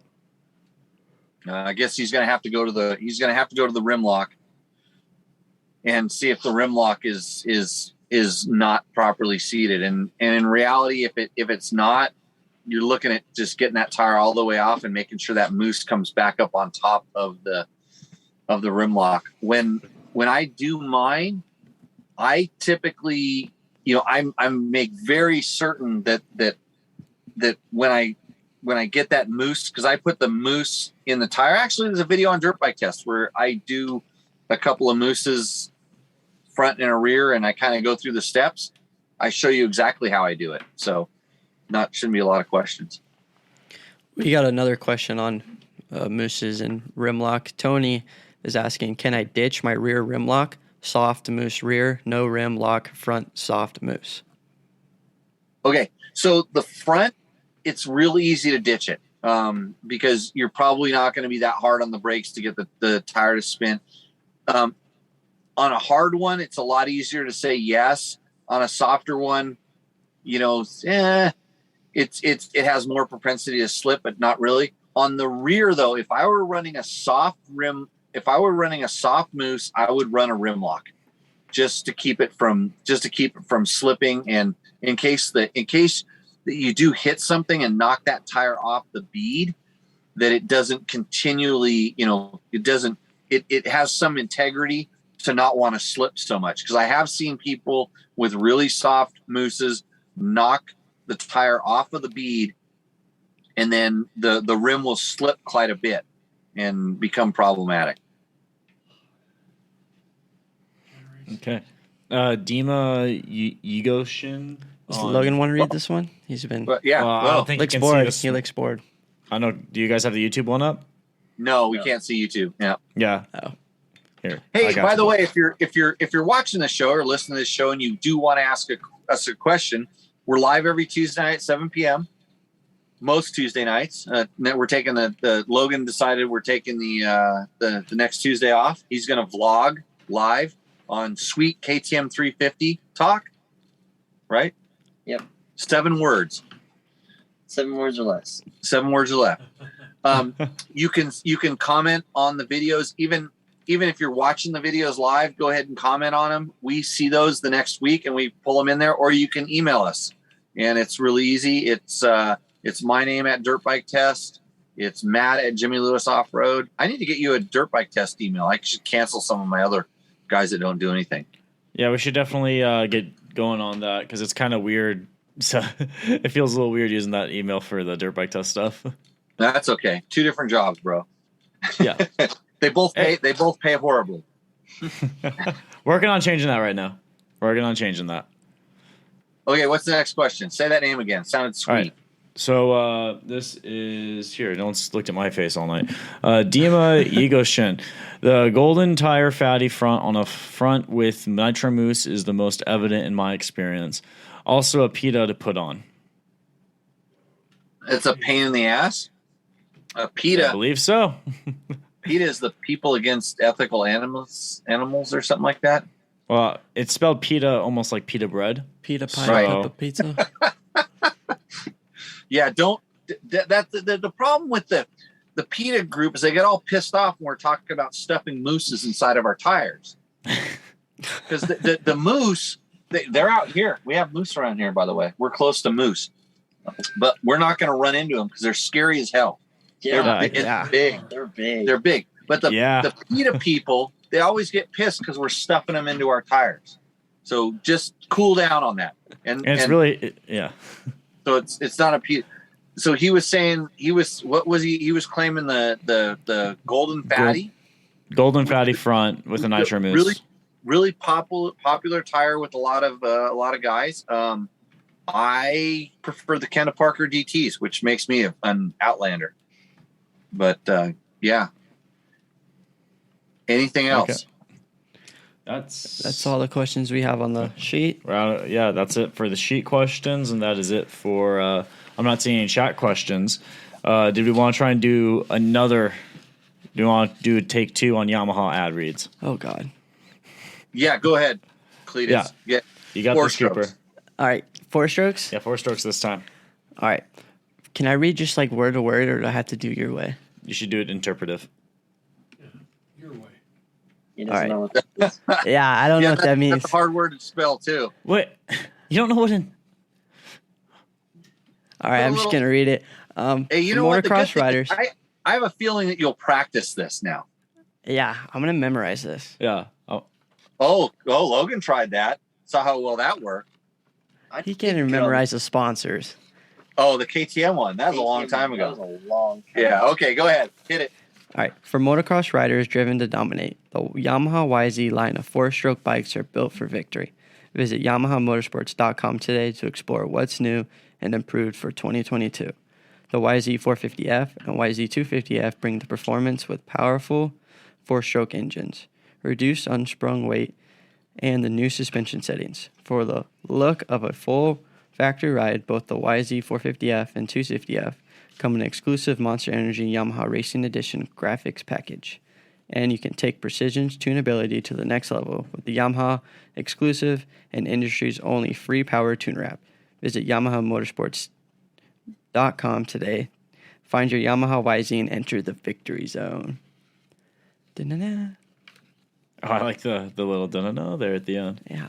Hey, I'm playing with my Yamaha Power Tuner app right now. I was getting so excited when you were talking about it. I was thinking about all these cool maps I have. Whoa. You know, Yeah. It's Hey, right Jimmy, there. I need to download that app. If I had a Something always Yamaha in the right back of my thing right now, I could send it to it and I could be ripping with more tunable power. So, hey, you think Stark is going to come on and advertise with us anymore? Maybe you might be pushing your luck for getting a bike at this point. Yeah. Hey, change my mind. Let me ride it. That's it. Yeah. It's all people want to know the real story, so they'll find the people that are actually really going to buy one are probably asking me what I think about it because they want to know whether their money's, I mean, they don't need me to reaffirm it, but I can at least tell them how it's going to work. I do know for a fact, allegedly, this is a fact, allegedly. Someone actually, after talking to me, canceled their VARG order. So sorry. Oh God, you Sorry, shouldn't have Stark. said that. Did you watch any of the other media videos? I did. I was horrified. Oh. I'm like, give me some Most of- information. Tell me something other than, they didn't, they kind of like, oh, well, we kind of did this and we kind of did that. And maybe I felt this. Maybe, and all these words were just like, how does it really work? Like talk about some stuff. And it was like, yeah, it's a cool motorcycle. And you're supposed to be a freaking professional motorcycle evaluator. It's able to communicate your message back. Do that. And I didn't see much of that. I was a little perturbed by people that were just either, I want to go to the next Stark Varg intro. That's what I got out of it. I'm going to say the right things. And it's like, and then they go, well, maybe we kind of only got to ride 4 laps, but it was great. Right. I like the media outlets that did actually. There was a couple that did point that out. There was like this was a pretty limited test, so we can't really speak too much for like the charge time or anything, and they couldn't really explore everything they wanted to about the bike. But why can't they explain that? It's like, what were they hiding? Yeah. Mm-hmm. Why can't you explain it? And your job, if you want to go to the next one, maybe you might want to keep your mouth quiet or something like that. But there's times when you need at least, if you were a proper journalist, set a plan in motion to be able to answer those questions and say it very clearly. I didn't know this, or they wouldn't let us know this or that, or you just have to say it. Don't sugarcoat the shit. Mm-hmm. Say it the way it is and set a plan in motion to get those questions answered. That's the way that a proper motorcycle journalist, for lack of a better word, which these guys aren't. Actually, journalist is a bad word these days. Journalist. Not even a journalist is it's like an insult to influencers. Oh, Jesus, that's even worse. So most journalists are now influencers, and that's the problem. They're not journalists anymore. They don't get the facts and report the facts. They get the message and they re-communicate the message. And that's what companies want. Imagine I'm going to sell you on Dirt Bike Test. I'm going to sell you right now on Dirt Bike Test. We are the best motorcycle authoritative testing source that you could have, as long as your product has no weaknesses and no small points, because we'll probably point those out if it's a weakness or small point. But if it has a flavor, vanilla, chocolate, or strawberry, we'll tell you it's vanilla, chocolate, or strawberry without going in to say that chocolate is a horrible flavor and vanilla is the only flavor. And if you're strawberry, we might make an exception because Logan likes strawberry, but I like vanilla. And vanilla is best for everybody. But chocolate, out of the picture. Unfortunately, everybody's like, it's all vanilla. It's all vanilla. There's no answer. This isn't just the Stark Varg videos. This is almost across the board, all the things. The reason that this gets washed under the table is that so much of the stuff in the motorcycle industry right now, in our, especially off-road motorcycles, dirt bikes in general, adventure bikes, the stuff that's coming out is really, really good. Most of the products that people are selling, aftermarket stuff that people are selling for these bikes, it's really good products. So you don't have to worry about saying bad things about it, because it's not bad. It's good. It's generally a positive. They do have flavors, but they just, okay, it's this flavor and it's all good. And if it was the other flavor, it'd be that flavor and it's all good. And so, but when something's bad, you have to say it, or if something needs explanation, you have to explain it, good or bad. That's my take. So, okay, Sweet. Done ranting about this. Like I said, because I've been around the intros where half these guys are walking around listening to what the people that know what they're doing, they're listening to what they say so they can formulate an opinion, because they don't want to communicate their own opinion because they don't trust it. Mm-hmm. And they don't know what the hell they're talking about anyways. Right. Hey, I've been kicked out of the journalism circle, I guess, so it doesn't matter what I say. I'm just one of those old washed up bastards. And I have a channel on YouTube, so follow me on all the social medias. Dirt Bike Test on Instagram, Dirt Bike Test on Facebook. Don't we have a kid working on TikTok right now? That's what I've been told. Can I? Am I too mean for TikTok? Can I go on TikTok? No, you're not. No, you can get on TikTok. Can I ruin? There's. Hopefully, they don't ban you. They won't ban. I think they'd have. I don't know. There's some of the things on TikTok. I don't think Jimmy has anything on some people. Really? Yeah. No. I gotta learn how to turn it on. I gotta learn how to flip the button. Maybe we'll go on TikTok. Have them get that TikTok set up, and we'll do it on our sweet KTM 390 adventure ride home. Yeah. Honestly, that's not a bad idea. I'll be yelling at Logan. Come on, hurry up. Bye, you're not ready. Get your gear on. Let's go. Yeah, it'll be like that. Hey, I've actually got a couple TikToks with over 1,000 views right now. Uh-oh. Yeah, I made one last night for my streaming that actually is doing well. So Yeah, I watched one. It's yeah. Patrick noises. Are you and his biggest everything. fan? Are you Matt's biggest fan on TikTok? I don't think. Yeah, I'm gonna make a shirt and everything. Logan, that's it. I have all 5 TikToks, but get us all the stuff. Get us all our credentials for the TikToks. We'll get it on our. We put it on these things on the phone. Put it on this. Yeah. Okay. Yeah. We'll put it on this, and I'm gonna blow your 1,000 out the window. And if I don't, I'll have to do something really bad on the next Tech Talk Taco Tuesday.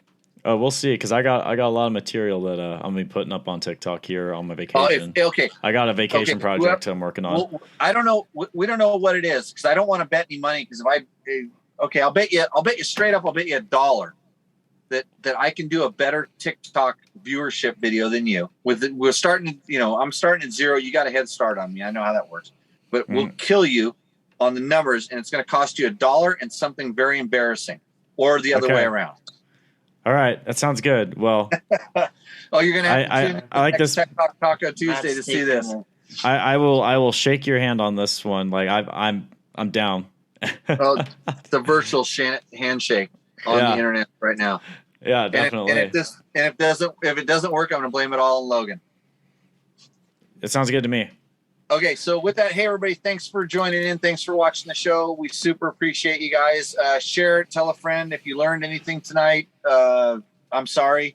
If you didn't learn anything tonight, then you're probably like everybody else that's watching stuff on the YouTubes. So with that, Logan, what are we going to do? See you on the trail. See you on the trail, everybody. Cheers. See you guys. Thank you for tuning in.